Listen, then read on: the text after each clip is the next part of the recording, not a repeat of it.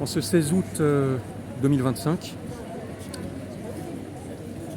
je me trouve devant la chapelle de Notre-Dame de la Médaille Miraculeuse, où j'ai assisté d'ailleurs hier à la célébration de l'Assomption. Eh bien, je ne peux m'empêcher de songer au très grand montévidéen Jules Laforgue, le para-lautréamontien Jules Laforgue. Alors pourquoi ? Eh bien, d'abord parce qu'avec, par exemple, l'imitation de Notre-Dame-la-Lune, le poète a creusé l'analogie entre la Vierge Marie et la pleine lune, analogie qui, comme vous le savez, est affichée au cœur de la chapelle. C'est une analogie, je dirais, quasiment lycanthropique, pour les personnes qui comprennent ce que je veux dire. Une analogie éminemment fructifiante, éminemment bouleversante. Jules Laforgue s'est consacré à cela. Para-lautréamontien parce que, bien sûr, il a... Sa littérature est très proche de celle du conte. Il a failli être publié par Lemaire. Il a commis de fréquents allers-retours entre Tarbes et Paris.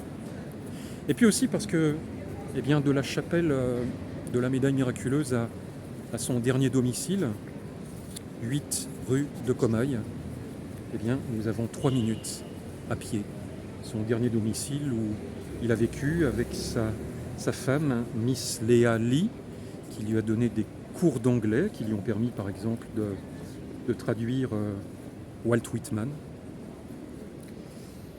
Et domicile où il est mort de phtisie, donc le 20 août 1887. Et Léa Lee, son grand amour, est morte également de phtisie peu de temps après. Vous remarquerez d'ailleurs sur les photos, ou peut-être la photo de Léa Lee, la ressemblance très troublante entre celle-ci et Sainte Thérèse de Lisieux. 3 minutes à pied, le temps de lire le monologue d'Andromède dans Persée et Andromède, l'une des moralités légendaires de Jules Laforgue. La petite tête lasse d'Andromède s'emplit de rythme maternel et lui revient le seul rythme humain qu'elle est, la légende, la vérité sur le cas de tout. Petit poème sacré dont le dragon, son gardien, a bercé son enfance. Le voici donc, son petit poème, qui commence par l'amour, la chapelle, et qui finit par l'homme n'est qu'un insecte sous les cieux, le 8 rue de Comaille.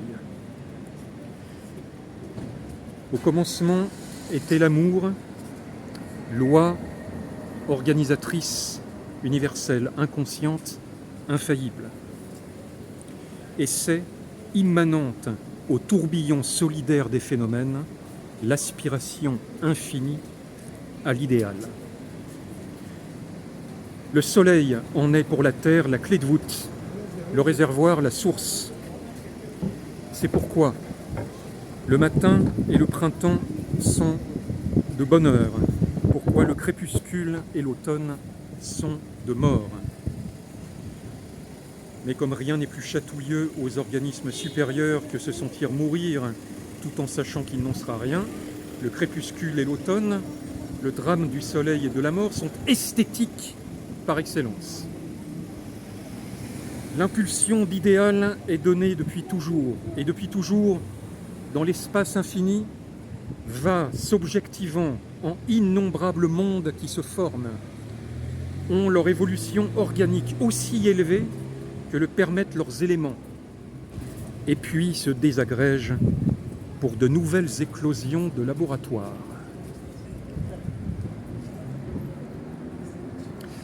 L'inconscient initial, lui, n'a à s'occuper que de monter plus haut.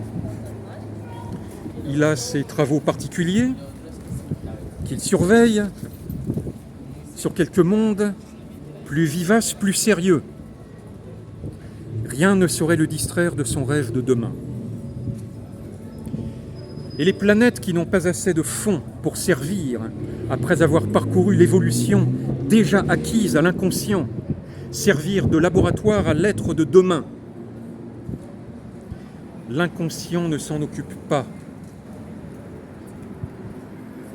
Leurs petites évolutions se font fatalement par suite de l'impulsion donnée, comme autant d'épreuves idem et négligeables d'un cliché acquis et archi-connu. Et donc, de même que l'évolution fétale humaine, dans le sens de la mère, est une miniature réflexe de toute l'évolution terrestre,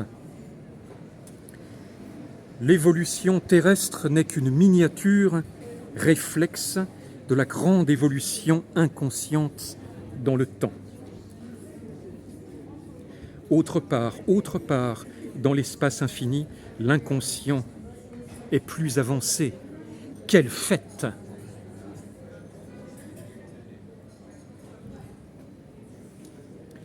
La Terre dut-elle donner encore des supérieurs à l'homme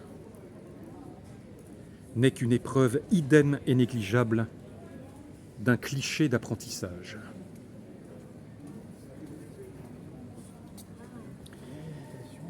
Mais la bonne terre descendue du soleil nous est tout parce que nous avons 5 sens et que toute la terre y répond.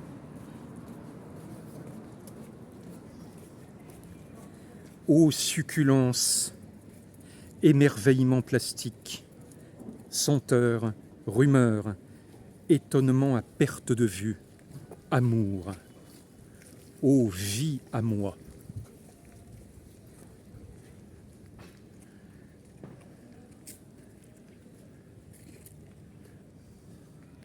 L'homme n'est qu'un insecte sous les cieux, mais qu'il se respecte, et il est bien Dieu.